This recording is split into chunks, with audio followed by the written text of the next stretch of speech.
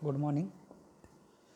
Now moving to our proper syllabus, we will start with a chapter number 1, which is Introduction to Management Concept and Managerial Skill.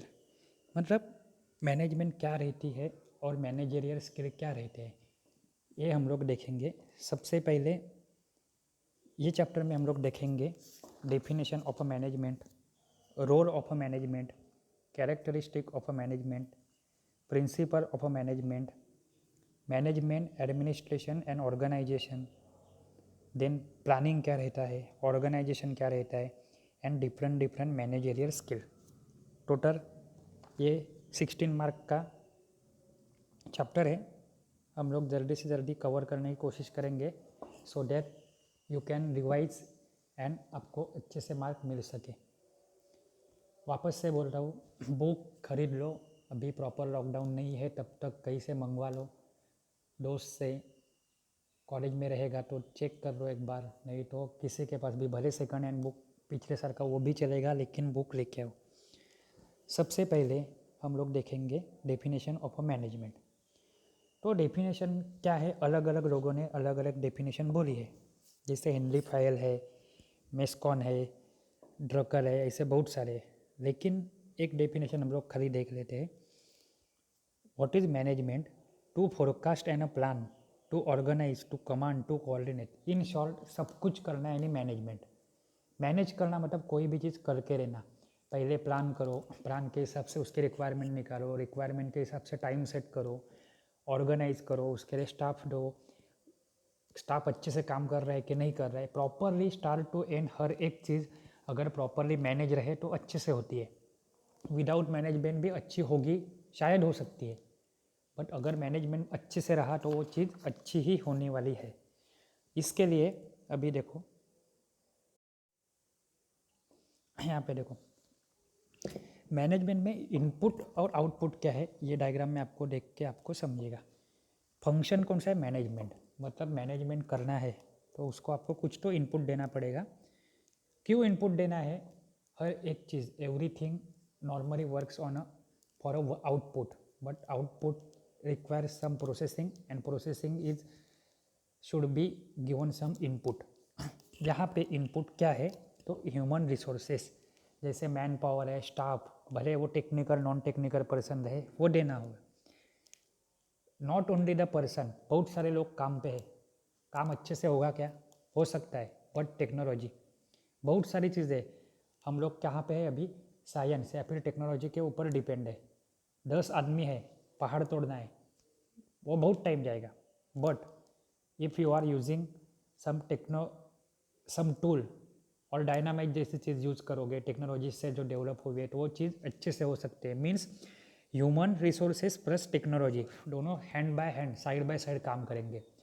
Only technology है civil वालों के लिए, खास करके example, एक बड़ा खड्डा खोदना है, जेसीबी है या फिर कोई तो मशीन है जो खड्डा खोदेगा, अच्छा है, लेकिन वो ऑपरेट करने के लिए मैन पावर चाहिए, तो वो कहाँ पे आता है? ह्यूमन रिसोर्स में। सो सिमिलर वे कंप्यूटर में भी, कंप्यूटर बहुत कुछ काम कर सकता है, लेकिन कंप्यूटर ऑपरेटर तो चाहिए, तो ऑपरेटर रहेगा विथ टेक्नोलॉजी तो अच्छे से आउटपुट आएगा।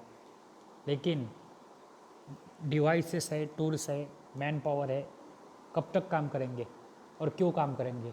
उनको बेसिक रिक्वायरमेंट रहती है फाइनेंशियल रिसोर्सेस, यानी आपका पगार, सैलरी, रिन्यूमरेशन या फिर जो चार्जेस रहेंगे वो तीनों चीज़ें साथ में एज अ इनपुट मैनेजमेंट को हम लोग अप्लाई करते हैं। तो आउटपुट क्या मिलता है? गोल सेटिस्फेक्शन। मतलब जो चीज़ हम लोग को करनी है वो with in proper time period properly हो जाती है। डिज़ायर्ड रिजल्ट, मतलब जो रिज़ल्ट एक्सपेक्टेड है से अच्छा जो रिज़ल्ट मुझे चाहिए वो प्रॉपरली मिलता है। Effective utilization of a resources, अगर हर एक चीज़ प्रॉपरली मैनेज की हो तो जितने भी रिसोर्सेस है, क्योंकि हर एक रिसोर्स के पीछे पैसा लगा रहता है, उसका प्रॉपरली यूज नहीं किया इसका मतलब भाई पैसा वेस्ट जा रहा है, ऐसे नहीं होना है। तो एज आ आउटपुट क्या आता है? Effective utilization of a resources. Growth of a business, अगर मैनेजमेंट हम लोग अच्छे से कर रहे हैं तो बिजनेस ग्रो होने में इजी रहेगा। और मार्केट स्टेटस, ये सब कुछ है क्या है, input and output of a management. ये डायग्राम अच्छे से याद रखो। एग्ज़ाम ऑनलाइन ऑब्जेक्टिव टाइप रहेगी, कैसे भी रहे आपका ऑब्जेक्टिव टाइप ही एग्ज़ाम है, तो वो टाइम पे आपको थ्योरी नहीं लिखनी है। आप यहाँ वहाँ की बातें फेंक नहीं सकते, आपको प्रिसाइज आंसर मालूम रहना चाहिए। सो ये डायग्राम अच्छे से याद रखो। अभी एसोसिएट ऑफ अ मैनेजमेंट, यहाँ पे देखो क्या क्या है। तो पीपल, नॉलेज, पीपल तो चाहिए, machinery, along with people machinery रही तो काम इजी होता है। मशीनरी और पीपल है, लेकिन उसके लिए रॉ मटेरियल चाहिए, इन शॉर्ट मटेरियल चाहिए। बिना मटेरियल कोई भी मशीनरी काम में हो सकती है क्या? नहीं। मार्केट, सब कुछ प्रोडक्ट रेडी है बेचने के लिए या फिर सर्विस प्रोवाइड करने के लिए, क्या चाहिए? मार्केट चाहिए। Time, everything is having proper time. कभी भी चीज़, कोई भी चीज़ कभी भी बेची नहीं जाती। कोरोना नहीं था तभी इतने सैनिटाइज़र बेचे जाते थे? नहीं। बट अभी कोरोना है तो आप बोल सकते हो सैनिटाइज़र बहुत सारी क्वांटिटी में बेचा जाता है। फाइनेंस, पैसा, हर एक चीज़ का इनपुट, सबसे इम्पोर्टेंट फैक्टर दुनिया में कौन सा रहता है? ओनली विटामिन एम बोलते हैं, मनी। जैसे हम लोग जानते हैं first world war, second world war, वो किसी के रिस्पेक्ट के लिए, किसी रिलीजन के लिए या फिर किसी कास्ट के लिए नहीं हुआ था, वो किसके लिए हुआ था? इकोनॉमी। जो डिपेंड किसके ऊपर थी? तो एक आयरन बाल्कन नाम का था, उसके ऊपर रूल करने के लिए वहाँ से स्टार्ट हुई। उसमें पूरी दुनिया कूद पड़ी, जो आजू बाजू में थे नहीं थे। वो क्यों? आखिर में जाके सब कुछ क्या रहता है? पैसा। नेक्स्ट, ये सब रखने के लिए इंफ्रास्ट्रक्चर या फिर बिल्डिंग चाहिए। सब कुछ है, लेकिन आगे चल के मैं क्या करूँगा, कैसे करूँगा, ये सोचने के लिए मुझे, मेरे पास कुछ तो डेटा होना ज़रूरी है, कुछ तो इन्फॉर्मेशन होनी ज़रूरी है। वही क्या रहता है? आपका इन्फॉर्मेशन। रेप्यूटेशन, रेप्यूटेशन अच्छा रहेगा तो आगे चल के सब अच्छा होगा। इसीलिए बहुत सारी कंपनी ऐसा भी बोलती है कि भले 2 पैसे का आगे पीछे हो जाए, लेकिन रेप्यूटेशन मार्केट में अपना ख़राब नहीं होने देने का। ये है association of a management. Next है ड्यूटीज़ ऑफ अ मैनेजमेंट। मतलब मैनेजमेंट को क्या करना है? उनको बिजनेस डेवलपमेंट करनी रहती है। ऑर्गेनाइजेशन ग्रोथ, मतलब आज जितनी कंपनी है उतनी अच्छे से चलाए, ये तो बाय डिफ़ॉल्ट है। बट इन एडिशन में मैं अच्छे से करूँ, मेरी कंपनी को और बढ़ाऊँ। आज 4 जगह पे मेरी ब्रांच है, कल 10 जगह पे हो, ये टारगेट, ये किसका रहता है? मैनेजमेंट का रहता है। To keep the stability. Stability मतलब कोरोना जैसी महामारी आई, बहुत सारे बिजनेस बंद हो गए, बहुत सारे चालू है, तो कंडीशन कुछ भी हो, थोड़ा प्रॉफिट लॉस आगे पीछे होए, लेकिन हमें कोई भी अपना बिजनेस या फिर ऑर्गेनाइजेशन वो बंद नहीं करनी चाहिए। सब कुछ स्टेबल रहना चाहिए। To maintain a relationship in a organization, organization में जितने भी पर्सन काम पे है, एम्प्लॉय काम पे है, उनके बीच में अच्छी रिलेशनशिप हो। To motivate the staff, motivate मतलब क्या? बढ़ावा देना, कि रहता है कि अभी ये मेरे से नहीं होगा या फिर हम लोग नहीं कर पाएंगे, इसको बाजू में करो, तुम लोग कर पाओगे और तुम लोग और अच्छे से कर पाओगे, तुम लोग से ही होगा, ऐसा करना। बाद में रिस्ट्रिक्ट द करप्शन। करप्शन मतलब क्या? भ्रष्टाचार एंड बैड प्रैक्टिस देखने मिलता है अपने को आजू बाजू में। गवर्नमेंट, नॉन गवर्नमेंट, कोई भी ऑर्गेनाइजेशन रहे, बिना पैसे के, काले पैसे के काम नहीं होते, तो वो सब कम करना है। जैसे अभी न्यू गवर्नमेंट ने अलग अलग तरीके अपनाए, जैसे ऑनलाइन फास्टैग। इसमें क्या हो गया? जो पैसे खाए जाते थे पहले ऊपर से निकलते थे, वो पहुँचते पहुँचते सामने वाले के पास 2% पहुँचते थे, अभी सब बीच वाले दलाल निकाल दिए। रिमूव द करप्शन एंड क्या होता है? डायरेक्ट एंड यूज़र के खाते में, अकाउंट में पैसे आते हैं। फास्टैग में भी सब दलाली मांडवली बंद, डायरेक्टली आपके अकाउंट में से पैसे कट हो गए जो गवर्नमेंट के पास जाएंगे। जो इन फाइनेंशियली किसे बेनिफिशियरी है? तो अपने गवर्नमेंट को ही, मतलब जो चोरी छुपे काली कमाई जाती थी। गवर्नमेंट एक यहाँ पे एक ऑर्गेनाइजेशन है और मैनेजिंग कौन है? या भी की रूलिंग पार्टी मैनेजमेंट कर रही है उसका। वो क्या चाहती है कि कम से कम ट्राई कर रहे हैं कि कम से कम करप्शन हो। ज़ीरो हो ये तो पॉसिबल नहीं इतने बड़े कंट्री में। सिमिलर कोई भी ऑर्गेनाइजेशन में करप्शन नहीं होना चाहिए, अगर है तो उसे कम करो। ये सब काम भी किसका है? मैनेजमेंट का है। बाद में follow the legal aspect of a government. मैं एक कंपनी ओपन कर रहा हूँ और मैं कैसे भी विदाउट गवर्नमेंट की permission rules and regulation avoid करके मैं कैसे भी बांध रहा हूँ। मान ले अपने डानू बोर्डी साइड पे मैं 15 स्टोरेज बिल्डिंग बांध रहा हूँ मेरी कंपनी के लिए, चलने वाला है नहीं, क्योंकि ये ग्रीन जोन है। तो इसमें लीगल एस्पेक्ट क्या है कि 2+1 का परमिशन है, तो मुझे देखना है। To avoid exploitation of a worker. Worker काम पे लिए आता है क्योंकि उसे ज़रूरत रहती है सैलरी की, पैसे की, बट ऐसा नहीं है कि उसी को ज़रूरत है।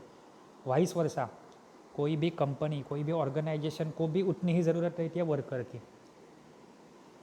कोई कंपनी क्या करती है? एक्सप्लॉयटेशन, मतलब उसको बहुत ज़्यादा काम पे लगाती है कम पैसे में, या फिर उसका पैसा खा जाती है। ये अवॉइड करो। To keep the safe working condition. जहाँ पे आप काम कर रहे हो वहाँ पे सेफ्टी फर्स्ट, आखिरी वाले लेक्चर में देखा हम लोग ने। तो सेफ्टी फर्स्ट के हिसाब से सेफ्टी एनवायरनमेंट प्रोवाइड करना। To motivate the human resources, reduce the wastage. जैसे वो आपने कभी कोई डाई मेकिंग कंपनी देखा रहेगा, या फिर छोटे छोटे पीस भी, या फिर स्पून, छोटी चम्मच की फैक्ट्री रहती है, वहाँ पे वो देखने का वो पटरे का each and every piece proper use करते हैं। या फिर तुम लोग ऐसा भी बोल सकते हो, अभी मुझे प्रिंट आउट निकालनी है, मैं क्यों न्यू पेज वेस्ट करूँ? अगर नॉर्मल रफ यूज़ के लिए ही है तो मैं क्या करूँगा, पीछे के साइड पे पेजेस के प्रिंट निकाल सकता हूँ। ये क्या हो गया? To reduce the wastage. Proper documentation maintain करो, वेयर फेयर मेंटेन करो, and healthy atmosphere in organisation. आ जाके ऑर्गेनाइजेशन में झगड़े चालू है, एक दूसरे का मुंह नहीं देखते, कोई हेल्पफुल नहीं है, पॉजिटिव एटीट्यूड नहीं है, तो कंपनी आगे बढ़ेगी क्या? Answer is no. तो यही सब काम किसका है? Duties of a management. If there is no management, अगर मैनेजमेंट नहीं है तो क्या होगा? इन शॉर्ट ऊपर वाली चीज़ें नहीं होगी। ओवरलैपिंग ऑफ अ ड्यूटी, मतलब एक ही काम दो जान करेंगे, प्रॉपर यूटिलाइजेशन नहीं होगा रिसोर्स का, अच्छे से लोग काम नहीं करेंगे तो पुअर फंक्शनिंग आएगा। रिपीटेशन ऑफ अ मिस्टेक, आज अगर कोई मिस्टेक हो रही है तो मैनेजमेंट क्या करेगी? सब अच्छे से देखेगी कि हाँ ये मिस्टेक यहाँ पे हुई थी, ये रीज़न से हुई थी, अगले टाइम अवॉइड करनी है। लेकिन मैनेजमेंट ही नहीं है, कोई मॉनिटर करने के लिए है ही नहीं, तो वो चीज़ वापस से मिस्टेक रिपीट हो सकती है। Disturb work culture, proper work culture नहीं होना, वेस्टेज ऑफ रिसोर्सेज, ये सब कुछ कभी हो सकता है if there is a no management. ठीक है, अभी इसके बाद है आपकी कैरेक्टरिस्टिक ऑफ अ मैनेजमेंट। तो मैनेजमेंट क्या है? एज अ इकोनॉमिक रिसोर्सेस, वो क्या काम करती है? एज अ इकोनॉमिक रिसोर्स का काम करती है। It is the system of authority and it is a class और अ इलाइट। इसीलिए अभी कैरेक्टरिस्टिक ऑफ अ मैनेजमेंट क्या है? Goal oriented. हर एक मैनेजमेंट का एक कोई तो गोल होना चाहिए, विदाउट गोल कोई भी मैनेजमेंट आगे बढ़ सकती है? Answer is no. Catalyst, chemistry में पढ़ा रहेगा अभी भी और स्कूल में भी। कैटालिस्ट डालने से कोई भी रिएक्शन फास्ट होती है। सिमिलर वे कोई भी कंपनी काम करेगी, लेकिन मैनेजमेंट प्रॉपर रहे तो वो अच्छे से ज़्यादा अच्छा और with in short period of time काम कर सकती है। अथॉरिटी क्या रहती है? It is the heart of a management. Process क्या है? Management is the continuous process, मतलब कंटिन्यू चालू रहती है, उसमें कुछ चेंजेस आते हैं, डिसएडवांटेजेस रहते हैं, उसको निकाल दिया जाता है, डिसएडवांटेजेस फैक्टर को निकाल दिया जाता है, एडवांटेजेस फैक्टर को इंक्लूड किया जाता है। हार्मोनी इफेक्ट, हार्मोनी मतलब क्या? सब मिल के काम करें, यही अच्छा रहता है। तो यही क्या है? Characteristic of a management. Multi discipline subject, मतलब खाली आप टेक्निकल पर्सन हो, आपको टेक्निकल का नॉलेज ही नहीं ज़रूरी है, साथ ही दूसरे लोगों के साथ कैसे उठना बैठना, एडिशनल नॉलेज। बाद में ऑपरेशन मैनेजमेंट, रिसर्च, थोड़ा कुछ आप खुद से होके आगे बढ़ना चाहते हो तो कुछ नई चीज़ें सीखोगे। सामने वाले की मेंटल कंडीशन क्या है ये जान लेना, अकॉर्डिंग टू डैट बिहेव करना, या फिर खुद बोलना, या फिर कौन सा टाइम पे कैसे बिहेव करना, ये सब कुछ क्या रहता है, कैरेक्टरिस्टिक ऑफ अ मैनेजमेंट। उसके बाद है प्रिंसिपल ऑफ अ मैनेजमेंट। उसमें इम्पॉर्टेंट है फेयर, हेनरी फेयर। उसने क्या बोले, 14 प्रिंसिपल बोले। किसके 14 प्रिंसिपल? मैनेजमेंट के। तो वो कौन से है? Authority, equity, discipline, centralisation, division of work, subordination of the individual interest to the group interest, initiative, remuneration, team work, unity of direction, unity of command, stability, scalar chain, esprit de corps. ये है Henri Fayol. आपको exam में theoretical question नहीं आएगा, आपको क्या आएगा, Henry fair ने कितने प्रिंसिपल बोले, कुछ आंसर में दिया जाएगा 12, 14, 0, 2। तो आपको मालूम रहना चाहिए 14 प्रिंसिपल बोले, मतलब कौन है, हेनरी फेयर। तो यही 14 प्रिंसिपल को हम लोग शॉर्ट में देखेंगे कि ये 14 प्रिंसिपल क्या बोलते हैं, बराबर है। सबसे पहला है ऑथोरिटी। ऑथोरिटी मतलब क्या है, एक पावर रहती है। जैसे अपने कॉलेज का एग्ज़ाम्पल लेते हैं, अभी मान लो कोविड की कोई कंडीशन है, कोई कॉलेज में अनफॉर्चुनेटली कोविड मिला, कोविड पॉजिटिव मिला और नॉर्मली सब कॉलेज चालू है, तो ऑथोरिटी किसकी है कि कॉलेज को छुट्टी दो या फिर सैनिटाइज करो। मैं नहीं बोल सकता, आपकी मैडम नहीं बोल सकती, या फिर ऑफिस वाले अकाउंट डिपार्टमेंट नहीं बोल सकते। वो ऑथोरिटी किसकी है? तो प्रिंसिपल सर की है। मतलब ही इज़ द ऑथोराइज पर्सन, कि उनके पास सब राइट टू कमांड रहता है। कि मीनिंग ऑफ ऑथोरिटी क्या है? Right to command. मतलब कोई भी कमांड, इंस्ट्रक्शन देने की राइट किसके पास है? तो वो रहती है ऑथोरिटी। नेक्स्ट है रिस्पॉन्सिबिलिटी। अगर किसी के पास रिस्पॉन्सिबिलिटी है तो उसके पास ऑथोरिटी भी होनी चाहिए, और अगर ऑथोरिटी है इसका मतलब उसके पास रिस्पॉन्सिबिलिटी भी है। He is authorise person to give the instruction to sanitise the area और to seal the building, but same condition पे सर बोर्ड के छुट्टे नहीं हो सकते या फिर ना ही होंगे। उनकी जिम्मेदारी क्या बनती है कि वो प्रॉपरली ग्राम पंचायत को या नगर पालिका या जो लोकल बॉडी रहेगी उनको इन्फॉर्म करके ये चीज़ करवा के दे, मतलब उनकी जिम्मेदारी बनती है। रिस्पॉन्सिबिलिटी मतलब क्या? जिम्मेदारी। If there is an authority then there is a responsibility. You can say they are the side of the same coin. Next is the equity. Equity मतलब क्या है? Management should not forget equity और humanity. के partiality नहीं होनी चाहिए, ये मेरे पहचान वाला है, ये मेरे कास्ट वाला है, ये मेरे रिलीजन वाला है, ये मेरे गांव वाला है, ये बाहर का है, ये जेंट्स है, ये लेडीज़ है। On basis of any factor कोई भी पार्शलिटी नहीं होनी चाहिए। मतलब भी क्या? इक्विटी, सबको इक्वली ट्रीट करो।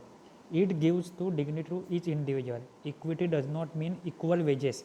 इसका मतलब ये नहीं है कि टॉप टू बॉटम सबको सेम वेजेस रहे, सैलरी रहे या काम रहे। उनके साथ ट्रीट करने के लिए बिहेवियर में उनके क्या होनी चाहिए? इक्विटी होनी चाहिए। Discipline, discipline is the most important thing.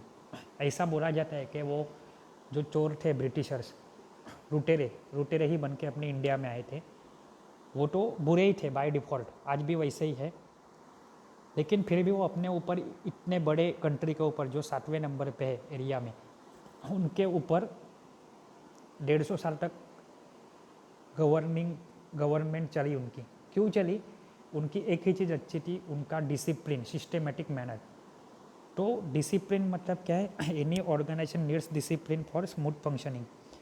Discipline किस में होनी चाहिए? टाइम में, आने जाने में, हर एक काम में, रिपोर्टिंग में, सब चीज़ में डिसिप्लिन होनी चाहिए। क्वालिटी मेंटेनेंस में डिसिप्लिन हैज़ नो एक्सक्यूज। अगर डिसिप्लिन में एक्सक्यूज आ गए, मतलब क्या है?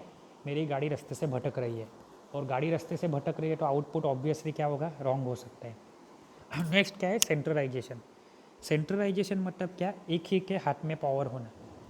कि यूनिफॉर्मिटी, सेंट्रलाइज, एक ही यूनिटी ऑफ कमांड रही, मतलब एक ही जन बोल रहा है वो सब सुन रहे, तो सही हो सकता है। नहीं तो 10 जन 10 बातें बोले तो वो अच्छे से होगा क्या? नहीं। Uniformity in a way of functioning is possible by centralisation. Centralisation gives power in hands of the centre. मतलब एक ही 10 जन के हाथ में पावर नहीं, क्या करना है, कैसे करना है, ये 10 जन 10 दिमाग नहीं लगाएंगे। वो क्या है? एक ही जन डिसाइड करेगा या फिर एक ही ग्रुप डिसाइड करेगा। Division of work, it is also called as a delegation. Delegation मतलब क्या कि जो काम है वो किसी एक को ही नहीं देना, सब में according to responsibility, according to capability, according to qualification and wages हर एक काम हर एक में डिवाइड होना चाहिए। या फिर डेलीगेटिंग अथॉरिटी बोलते हैं, या फिर कभी कोई नहीं है तो वो काम कौन करेगा, ये भी क्या होता है डेलीगेशन। स्किल्ड पीपल, उसके लिए कौन सा किसका स्किल है ये हमें देखना रहता है। नेक्स्ट है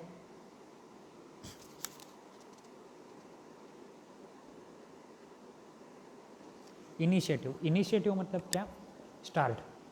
जब भी 1 साल का पहला का एग्जाम्पल लेते हैं, पूरी दुनिया में कोरोना था, कंपेरेटिवली अपन फाइनेंशियल मैटर में बहुत पीछे है, अंडर डेवलप कंट्री बोल सकते हैं, विकसनशील, सब खाली लॉकडाउन में पड़े थे।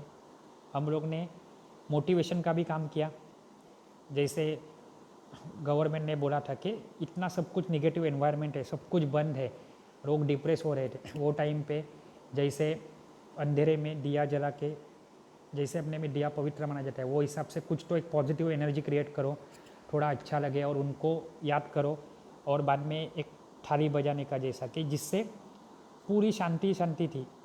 गवर्नमेंट ने बोला था घर में रह के करो, थोड़ा कुछ तो अलग एटमॉस्फेयर जनरेट हुआ। ये था मोटिवेशन, किसके लिए, जो हमारे लिए डॉक्टर, पुलिस, नर्स, सफाई कर्मचारी या फिर जो कोई भी बॉडी थी गवर्नमेंट की जो एक्चुअल बेटर ग्राउंड पे थी वो टाइम पे, उनका मोटिवेशन बढ़ाने के लिए कि उनको भी लगे हमारे साथ कोई है, नहीं तो वो बेचारे कौन से कंडीशन में काम कर सकते हैं ये शायद ही कोई लोग जानते हैं।